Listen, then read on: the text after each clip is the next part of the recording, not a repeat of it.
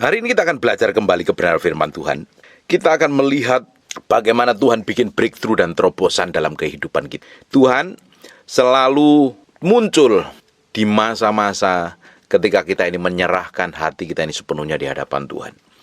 Makanya penyerahan kita itu penting dalam segala hal. Ketika kita menyerahkan hati kita, pikiran kita, kemauan kita sepenuhnya pada pusat kehendak Tuhan, kita akan berjalan sesuai dengan apa yang Dia mau. Tapi banyak orang tuh susah menaruh hati dan hidupnya sepenuhnya di hadapan Tuhan.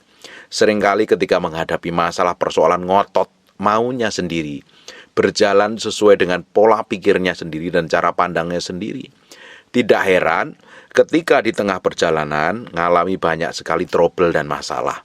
Tidak heran ketika mengalami tantangan, himpitan dan persoalan, mereka tidak mengandalkan Tuhan, dicoba pakai kekuatannya sendiri. Kita akan melihat apa yang terjadi. 1 Raja-Raja 17, mulai ayat yang 7. Tetapi sudah beberapa waktu sungai itu menjadi kering, sebab hujan tiada turun di negeri itu. Ini masa kekeringan. Kadang Tuhan bawa kita ini ke dalam masa-masa yang sulit, masa-masa yang kering, yang tidak ada breakthrough dan terobosan rasanya. Berdoa mentok sampai plafon saja. Mau nangis rasanya sudah kehabisan air mata. Mau berdoa udah gak tahu apa yang perlu didoakan lagi. Kekuatan sudah habis, sudah lelah, nggak tahu jalan keluarnya apa. Ada saatnya kita itu dibawa ke dalam masa-masa kekeringan, masa padang gurun, di mana kita sebenarnya harusnya bergantung sama Tuhan.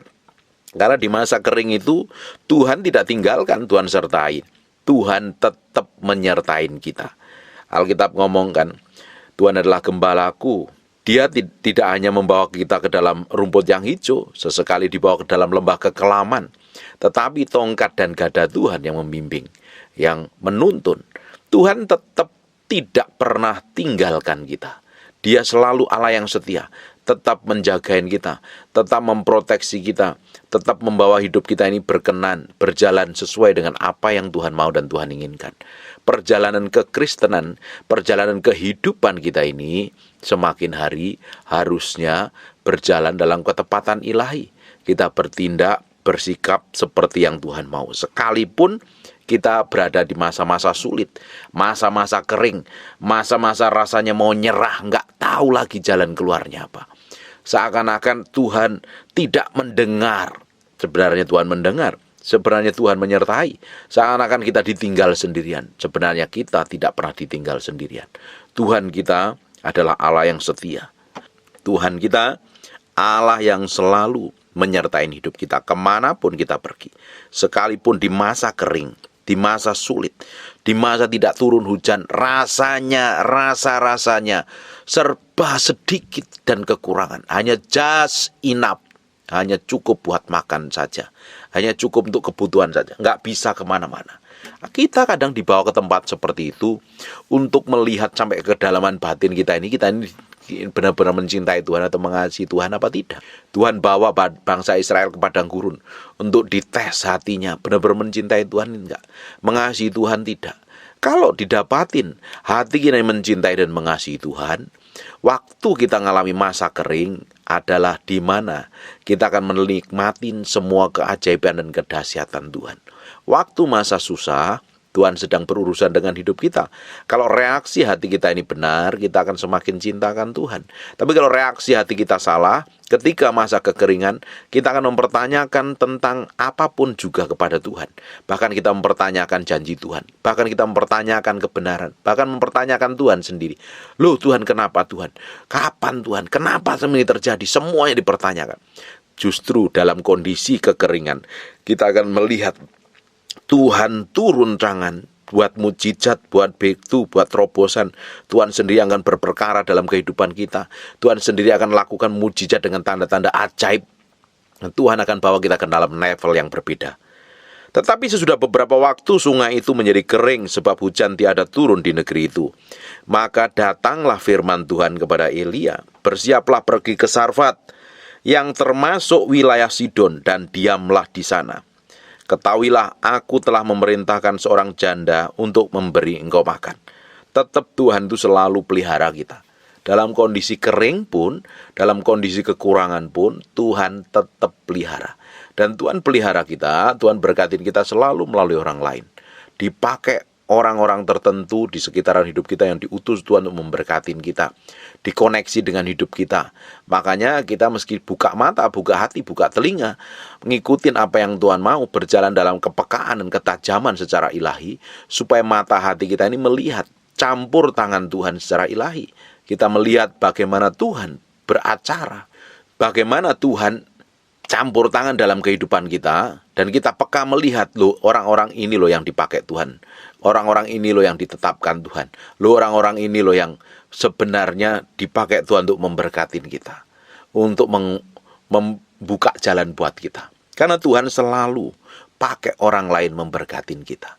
Hari ini engkau sedang mengalami masa-masa sulit, masa-masa kering, bahkan engkau sedang berdosa sekalipun, Tuhan kadang kirim orang-orang tertentu untuk ngomong kebenaran. Bahkan engkau dengerin khotbah seperti ini, Tuhan sebenarnya sedang templak hatimu kalau engkau sedang melakukan dosa dan pelanggaran, supaya engkau ngerti kebenaran dan ambil keputusan untuk hidup benar, hidup mengasihi Tuhan, hidup mencintai Tuhan. Hidup kita ini kalau hatinya nempel sama Tuhan, Tuhan akan terus bawa. Tuhan akan terus bawa hati kita, pikiran kita, kemauan kita, kehendak kita ini berjalan dalam ketepatan ilahi. Bertindak, bersikap seperti yang Tuhan mau. Tuhan mau bahwa hidup kita ini hidup dalam anugerah dan kelimpahannya. Tuhan tetap proteksi, jagai. Tuhan kirim orang-orang tertentu untuk memberkatin kita. Tuhan kirim orang-orang tertentu untuk buka jalan dalam kehidupan kita. Tuhan kirim orang secara ilahi di sekitar kita untuk memberkati kita dengan caranya yang ajaib dan luar biasa. Hidup kita itu tidak akan pernah dibiarkan sendiri. Makanya kekristenan ini bukan hidup sendiri, tetapi kekristenan ini adalah hidup bergaul dengan Tuhan dan hidup berkomunitas dengan sesama.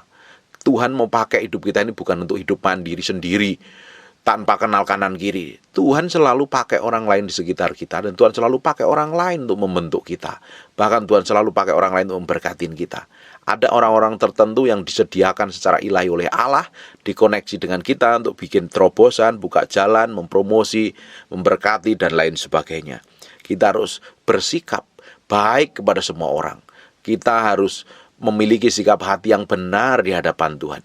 Sebab dari sanalah Tuhan akan membuka jalan dengan caranya yang ajaib. Tuhan memproteksi, Tuhan melindungi, bahkan Tuhan memberkati kita dengan caranya yang ajaib. Ayat yang ke-10, sudah itu ia bersiap lalu pergi ke Sarfat.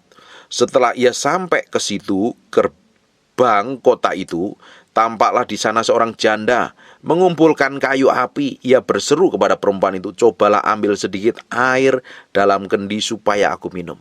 Ini luar biasa loh. Ini kalau sikap hati kita ini gak benar di hadapan Tuhan ya. Ketika Tuhan berbicara, Tuhan ngomong lewat apapun juga ya. Entah itu lewat khotbah, lewat hamba Tuhan, lewat apapun juga. Kalau respon hati kita ini salah, kita gak akan menikmatin janji Tuhan. Bahkan kita gak menikmatin berkat Tuhan loh, kalau sikap hati kita salah. Tapi kalau sikap hati kita ini benar di hadapan Tuhan, sikap hati kita ini benar, bersikap, bertindak seperti yang Tuhan mau, kita akan menikmatin apa yang Tuhan sediakan. Ini janda ini luar biasa sekali. Dia ngerti momentum Tuhan. Dia tahu kehendak Tuhan. Dia ngerti apa yang harus dilakukan dan apa yang harus diperbuat. Kita pun juga harus bertindak. Kalau pingin terobosan, kalau gue pingin ngalami breakthrough, gue pingin ngalami pemulihan, gue pingin ngalami berkat berkelimpahan di dalam hidupmu, sikapmu, tindakanmu, apapun yang kamu kerjakan, apapun yang kamu lakukan harus tepat seperti yang Tuhan mau. Sikap hatimu harus benar di hadapan Tuhan. Jangan bersikap ngawur dan sembrono. Orang yang bersikap tepat di hadapan Tuhan adalah orang yang memiliki hubungan pribadi dengan Tuhan. Ini penting. Kita nggak bisa melakukan tindakan yang tepat, bersikap yang tepat seperti yang Tuhan mau kalau kita ini nggak memiliki hubungan pribadi dengan Tuhan. Hubungan kita dengan Tuhan itu membuat hidup kita semakin ngerti kehendak Tuhan yang sempurna. Kalau kita bertindak seperti yang Tuhan mau, seperti yang Tuhan kehendaki, mujizat, breakthrough dan terobosan itu semakin dekat dengan hidup kita.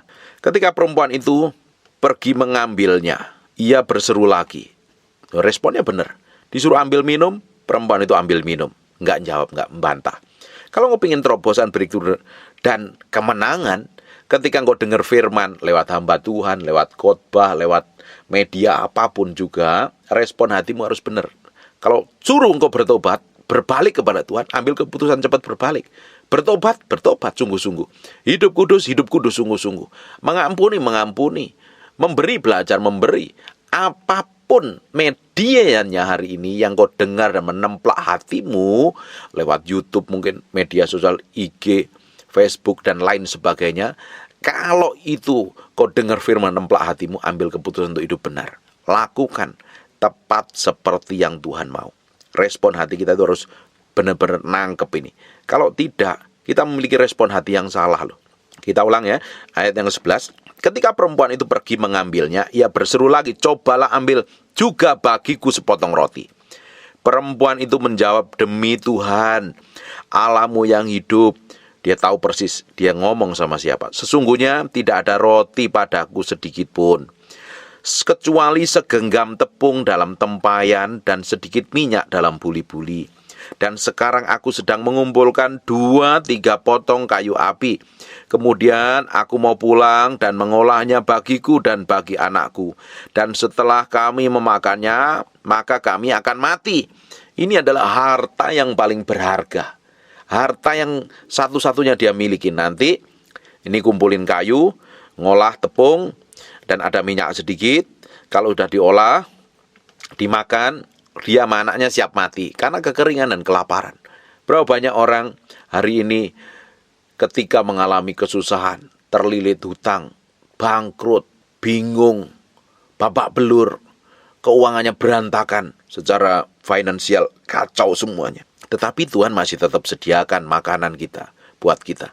Itu bukti pemeliharaan kita. Dan waktu harta satu-satunya yang berharga itu diminta oleh hamba Tuhan ini, dia ngomong, tetapi Elia berkata kepadanya, janganlah takut, pulanglah, buatlah seperti yang kau katakan, tapi buatlah lebih dahulu bagiku sepotong roti bundar kecil daripadanya dan bawalah kepadaku. Kemudian barulah kau buat bagimu dan bagi anakmu. Tuhan tuh kadang ngetes hati kita dengan apa yang kita miliki. Hati kita itu nempelnya di mana? Di harta atau di Tuhan. Ini tahu persis, janda ini tahu persis dia ngelayani siapa.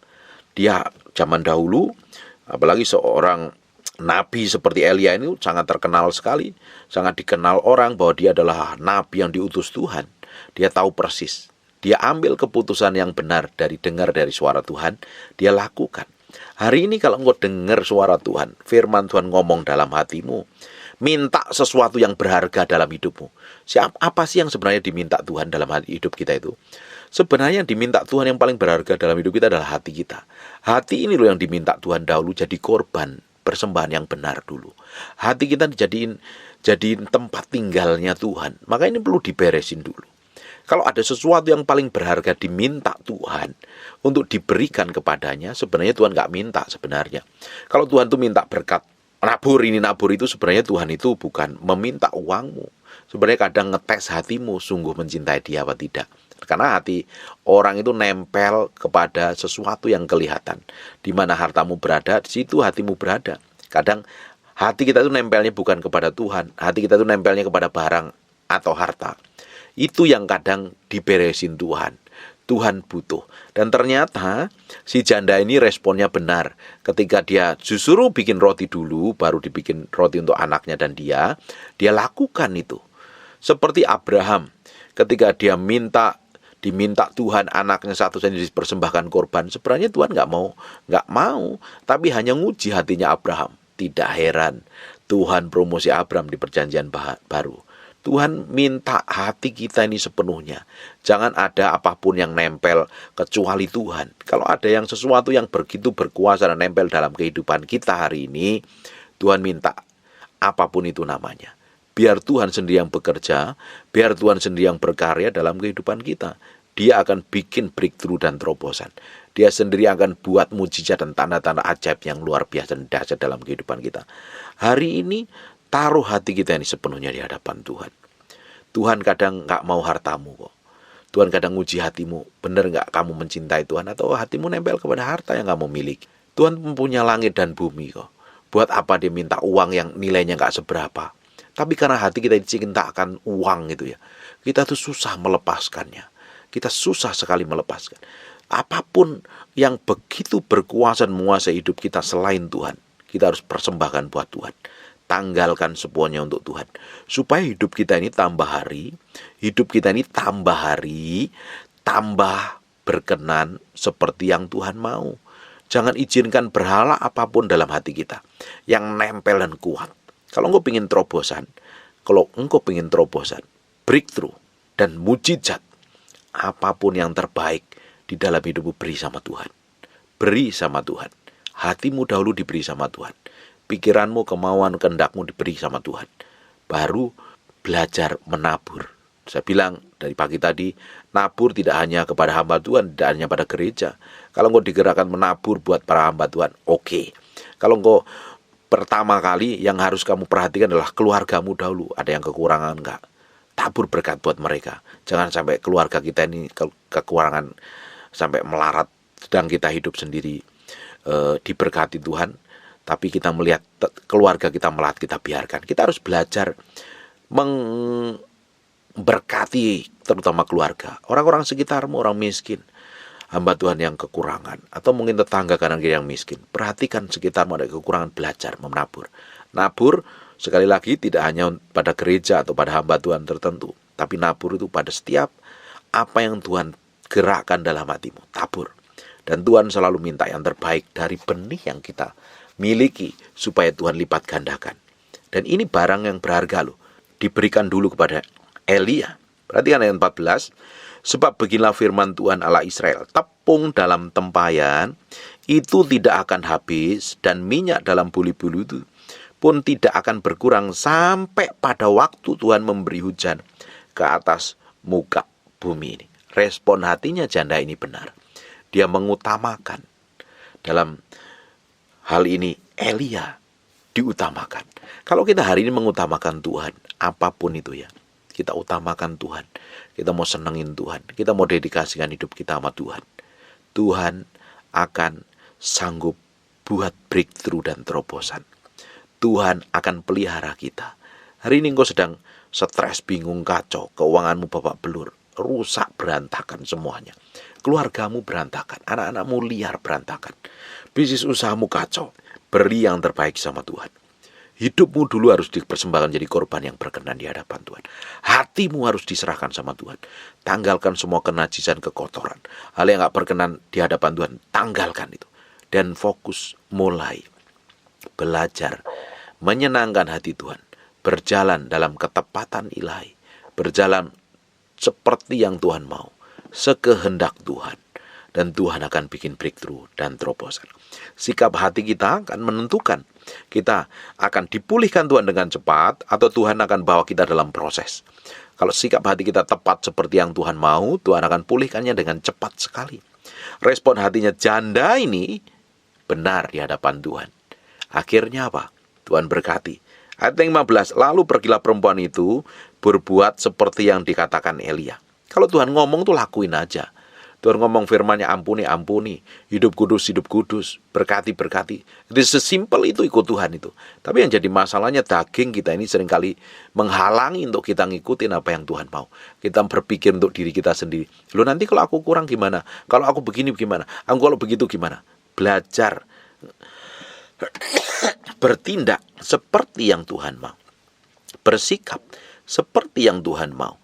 Baru hidup kita ini akan didapatin tepat melakukan seperti yang Tuhan inginkan. Dan breakthrough dan terobosan akan terjadi dalam kehidupan kita. Lihat ayat yang ke-16. Tepung. Ayat yang ke-15 kita ulang ya. Lalu pergilah perempuan itu berbuat seperti yang dikatakan Elia. Maka perempuan itu dan dia serta anak perempuan itu mendapatkan makan beberapa waktu lamanya. Tuhan pelihara, Tuhan jagai, Tuhan proteksi, Tuhan lindungi. 16. Tepung dalam tempayan itu tidak habis, dan minyak dalam buli-buli itu tidak berkurang. Seperti firman Tuhan yang diucapkannya dengan perantaraan Elia. Terjadi breakthrough. Tindakanmu yang benar di hadapan Tuhan akan membuat Tuhan bikin mujizat. breakthrough dan terobosan akan begitu cepat datang dalam hidupmu kalau sikap hatimu itu benar. Sikap hatinya wanita ini benar di hadapan Tuhan. Sekalipun dia hanya punya roti sedikit dan minyak sedikit, dan dia mau masak, dia mau buka roti, setelah makan dia akan mati karena kekeringan. Tetapi Tuhan pelihara. Kadang Tuhan tuh uji hati kita. Tuhan tes hati kita. Nempelnya kepada apa? Harta atau Tuhan? Kita tidak akan pernah tahu yang sesungguhnya hati kita ini sampai kita mengalami proses ujian, permukaan, proses pikul sarip, sangkal diri, mati daging, baru asli kita keluar. Nah, asli yang keluar ini harus tepat seperti yang Tuhan mau. Kalau tidak, hidup kita tidak akan pernah didapatin berkenan seperti yang Tuhan inginkan. Tuhan buat mujizat. Tuhan buat mujizat. Tidak hanya diberkati, tidak hanya diproteksi, tidak hanya dilindungi. Tuhan mau pulihkan hidup kita menjadi berkat bagi banyak orang. Ayat yang ke-17. Sudah itu, anak dari perempuan pemilik rumah itu jatuh sakit, dan sakitnya sangat keras sampai tidak ada nafas lagi. Kata perempuan itu kepada Elia, apakah maksudmu datang kemari ya abdi Allah? Sehinggakah engkau kepadaku untuk mengingatkan kesalahanku dan untuk menyebabkan anakku mati? Kata Elia kepadanya, berikanlah anakmu itu kepadaku. Elia mengambilnya dari pangkuan perempuan itu dan membawa naik ke atas kamar di atas dan membaringkan anak itu di tempat tidurnya. Sesudah itu ia berseru kepada Tuhan. Katanya, ya Tuhan Allahku, apakah engkau menimpakan kemalangan ini atas janda ini yang menerima aku sebagai penumpang dengan membunuh anaknya? Lalu ia mengunjurkan badannya di atas anak itu 3 kali dan berseru kepada Tuhan, katanya, ya Tuhan, pulangkanlah kiranya nyawanya anak ini ke dalam tubuhnya. Tuhan mendengarkan permintaan Elia itu, dan nyawa anak itu pulang ke dalam tubuhnya sehingga hidup kembali. Luar biasa sekali. Ia mengambil anak itu, membawanya turun dari kamar atas ke dalam rumah dan memberikannya kepada ibunya. Katanya Elia, ini anakmu sudah hidup. Kemudian kata perempuan itu kepada Elia, sekarang aku tahu bahwa engkau abdi Allah dan firman Tuhan yang kau ucapkan itu adalah benar. Tidak hanya dipelihara secara fisik, Tuhan beri tetap makanan. Janda ini dipelihara Tuhan, tetapi dia melihat mujizat ketika anaknya mati, terjadi terobosan. Kalau hari ini engkau ingin ngalami breakthrough dan terobosan, engkau ingin ngalami mujizat, hal yang ajaib, yang dahsyat, beri yang terbaik untuk Tuhan, terutama hatimu, pikiranmu, perasaanmu, kemauanmu, kehendakmu. Jadi korban dulu yang berkenan di hadapan Tuhan. Ini penting sekali supaya hidup kita ini nggak ngawur. Selama ini jadi orang Kristen kok ngawur sekali, nggak peduli Tuhan, mikirin materi melulu, mikirin berkat melulu, nggak mau bayar harga di hadapan Tuhan. Sekarang mulai bayar harga di hadapan Tuhan. Beri hati, pikiran, dan kemauanmu pada Tuhan. Beri dahulu. Kau akan dipulihkan Tuhan dengan caranya ajaib. Belajar nabur yang terbaik untuk Tuhan. Jiwamu, pikiranmu, kehendakmu, kemauanmu tabur untuk Tuhan dulu. Baru kalau kau punya harta sedikit, tabur buat orang-orang yang kekurangan. Tuhan akan bikin breakthrough dan terobosan. Sikap hati janda ini ternyata membuat Tuhan campur tangan dengan caranya yang ajaib. Hari ini engkau sedang alami masa-masa sulit, masa-masa suram. Persembahkan hidupmu dan hatimu sama Tuhan. Dia sendiri akan bertindak dengan caranya yang ajaib. Dia akan bikin breakthrough, dia akan bikin terobosan, dia akan lakukan sesuatu yang ilahi, dan nama Tuhan akan dipermuliakan atas hidupmu. Amin. Saya berdoa Tuhan buka jalan atas semua persoalan yang Bapak Ibu hadapi, dan Tuhan akan lakukan pemulihan dengan cara yang ajaib. Masa kesesakan, masa kekeringan itu akan berlalu ketika engkau bersandar sepenuh kepada Tuhan. Tuhan mau hatimu. Kalau di setiap persoalan yang terjadi dalam kehidupan kita itu Tuhan mau hati kita. Hati kita itu nempelnya harus sama Tuhan, bukan sama persoalan, bukan sama masalah. Ada orang-orang sering kali telepon sama saya, Pak, saya punya hutang banyak sekali, Pak, saya punya hutang besar sekali, saya punya ini, punya itu, dan berat sekali, Pak, saya ngalami masalah ini. Masalahmu sangat ringan di mata Tuhan kalau matamu fokusnya sama Tuhan. Tapi kalau matamu fokusnya pada masalah dan persoalan, tambah ruwet, tambah kacau, tambah rusak. Hari ini beri hati, beri pikiran, beri hidupmu sama Tuhan. Tuhan sendiri akan beracara. Tuhan sendiri akan bikin breakthrough, Tuhan sendiri akan bikin terobosan. Dan namanya akan ditinggikan, namanya akan dipermuliakan, dan hidupmu akan dipulihkan menjadi berkat. Amin. Breakthrough dan terobosan itu sangat dekat ketika kita ini berjalan tepat seperti yang Tuhan mau. Kalau kita ngikutin seperti yang Tuhan inginkan, terobosan dan kelimpahan itu akan mengalir, mendekatin kita kalau kita melakukan segala sesuatu seperti yang Tuhan ingini. Amin. Lihat Tuhan, jangan lihat masalahmu. Lihat dan lakukan apa yang Tuhan perintahkan. Tuhan akan buka jalan atas hidupmu. Amin. Tutup matamu, tutup Alkitabmu, kita berdoa. Bapa, terima kasih buat firman-Mu. Kami kembalikan segala hormat, pujian, pengagungan untuk Raja di atas segala raja. Kamu berdoa untuk setiap orang yang struggle, bergumul, pingin breakthrough dan terobosan. Tuhan sendiri bukakan, singkapkan jalan, bukakan mata hati untuk melihat kebenaran, dan nama Tuhan biar ditinggikan, dipermuliakan atas hidup. Terima kasih ya Tuhan, kami kembalikan pujian, hormat, syukur kami buat Engkau, Raja di atas segala raja. Hamba-Mu berdoa, setiap orang yang mendengar firman ini diberkatin Tuhan, diubah hidupnya menjadi serupa segambar dengan Tuhan. Kamu berdoa biar kasih karunia Tuhan melimpah-limpah. Kamu berdoa untuk orang-orang yang sakit dan mengalami kelemahan, oleh biluri darah Yesus, jadilah engkau tahir, jadilah engkau sehat, sembuh dalam nama Yesus Kristus. Kami materaikan firman-Mu dengan darah anak domba Allah, terpahat dalam loh batin kami, firman ini jadi kehidupan. Berkati setiap orang yang mendengar firman ini, hidupnya diubahkan, diproteksi, dijaga, dilindungi, dan Tuhan sendiri akan terus bikin breakthrough dan terobosan.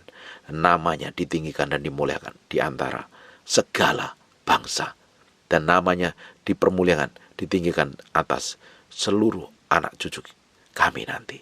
Terima kasih ya Tuhan, kami kembalikan semuanya untuk Raja segala raja. Dalam nama Yesus kami berdoa mengucap syukur, haleluya, amin. And God bless you.